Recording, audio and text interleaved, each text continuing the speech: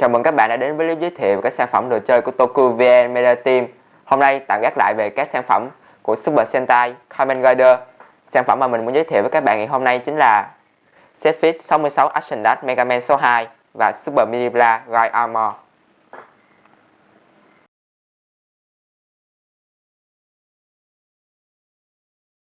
Nói sơ qua một chút về Mega Man, đây là một trong những dòng game huyền thoại, hành động lâu đời của Capcom, ra đời từ những năm 80 của thế kỷ trước và đã để lại nhiều dấu ấn đặc biệt cho tuổi thơ của rất nhiều người. Ở Nhật, Mega Man được biến tới với cái tên Godman, nên để thống nhất tên gọi thì trong clip này mình sẽ dùng cái tên Mega Man nhé. Đầu tiên chúng ta sẽ đến với Setfit Mega Man trước nhé. Đây là Setfit số 2 được ra mắt vào tháng 9 vừa qua. Setfit số 1 được bày bán một năm trước đó, bao gồm các nhân vật là Mega Man, Mega Man X, Mega Man Battle Network và Mega Man Legend. Còn ở set số 2 này chúng ta sẽ có Mega Man X, Vi, Mega Man Star Force, Cutman và Super Mega Man. Nếu chúng ta mua thêm một set thì sẽ tổng cộng có 10 hộp, mỗi một hộp đều rất giống nhau. Vì thế, để biết bên trong chứa gì, ta nhìn vào phần đóng hộp ở trên có đánh số thứ tự và tên nhân vật bằng tiếng Nhật. Những bạn nào không biết tiếng Nhật có thể nhìn số và đối chiếu với phần mặt sau để biết bên trong hộp có chứa fix gì. Bây giờ mình sẽ đến với các fix sản phẩm chính của chúng ta ngày hôm nay. Nhân vật thứ nhất là Mega Man X. X xuất hiện lần đầu trong bản game cùng tên năm 1993. Một robot với trí tuệ siêu việt, có khả năng tự quyết đoán do Dr. Light chế tạo. Do X sở hữu một tiềm năng khủng khiếp nên Dr. Light đã tạm đưa X vào trạng thái ngủ đông cho đến thời điểm thích hợp hơn. X được Dr. Ken phát hiện vào 100 năm sau. Ông đã dựa vào nguyên mẫu của X để tạo ra các người máy tương tự mang tên Geploids. Một số người máy này đã bị virus ảnh hưởng và tấn công con người. Họ trở thành các Mavericks.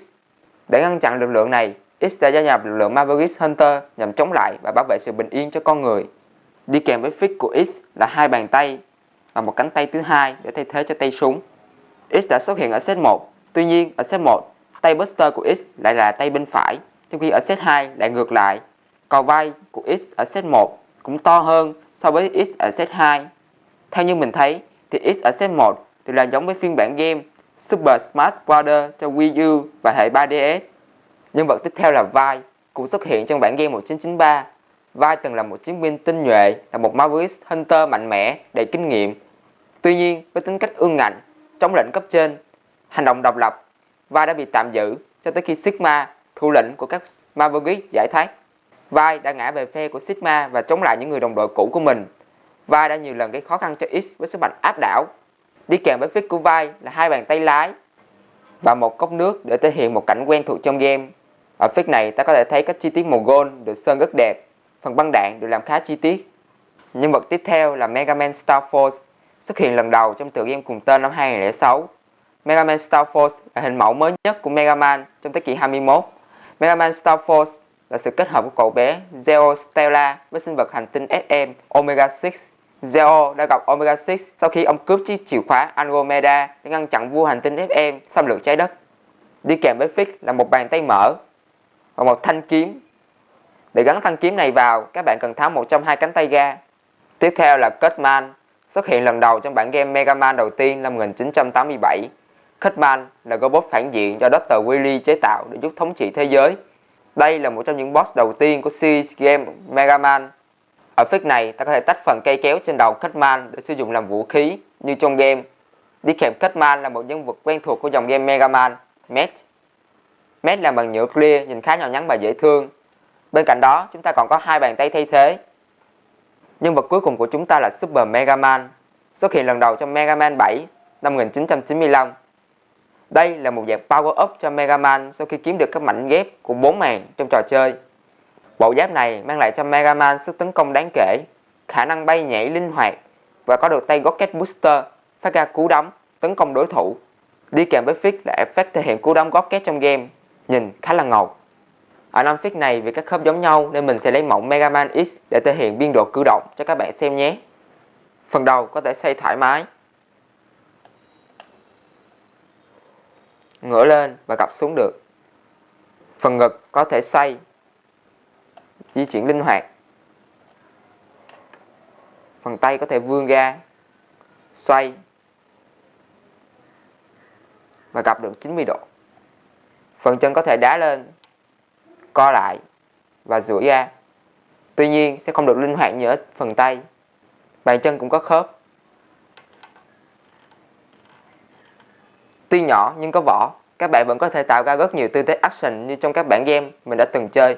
Nhìn chung, các fix này đều khá đẹp và miêu tả khá giống các nhân vật trong game. Tuy màu sơn có lem ở một số chỗ và biên độ khớp còn nhiều hạn chế, nhưng với một sản phẩm như thế này, Bandai đã đem lại cho chúng ta một trải nghiệm khá tuyệt vời. Cá nhân mình thấy, nếu là fan Mega Man thì không thể bỏ qua các sản phẩm này. Bên cạnh set fix Mega Man, sản phẩm thứ hai mà mình muốn giới thiệu với các bạn hôm nay là Super Mini Blast Ride Armor. Về phần hộp thì hộp đợt này khá to và hai hộp có hình hai nhân vật là X và Y hướng đối mặt với nhau. Phía trước hộp có tên sản phẩm, logo của Mega Man và logo Super Mini Blast. Phía sau hộp có hình thật của sản phẩm bên trong. Ở set này chúng ta sẽ có hai bộ giáp, một của X, một của Y, cùng các bát vai, bát tay, bát lưng thay thế. Mỗi bát phụ trợ sẽ tương ứng với một kiểu giáp khác nhau từng xuất hiện trong game. Các bạn có thể tùy chỉnh để sáng tạo nên một mẫu giáp mới của riêng mình. Các mẫu Mini Blast này được thiết kế với dòng fix 66 nên các bạn có thể đặt các fix vô tùy thích. Tuy nhiên, chỉ có X và Y là phù hợp để chơi chung với các bộ giáp này. Về biên độ khớp thì ở hai mẫu này, phần hông có thể xoay được 360 độ.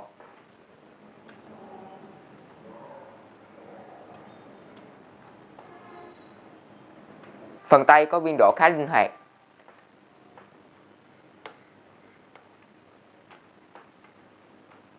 Về phần chân thì biên độ khá là hạn chế do sự to lớn của bộ giáp. Nhìn chung thì ở sản phẩm lần này, Bandai đã cho chúng ta thêm nhiều sự lựa chọn để chơi cùng với set fix 66. Ở các mẫu giáp này có khá nhiều sự tùy biến và bán sát ở trong game rất là nhiều. Tuy nhiên màu sắc lại không được đẹp cho lắm và khi đặt fix vào do không có chốt nên các fix dễ bị xê dịch khỏi vị trí ban đầu.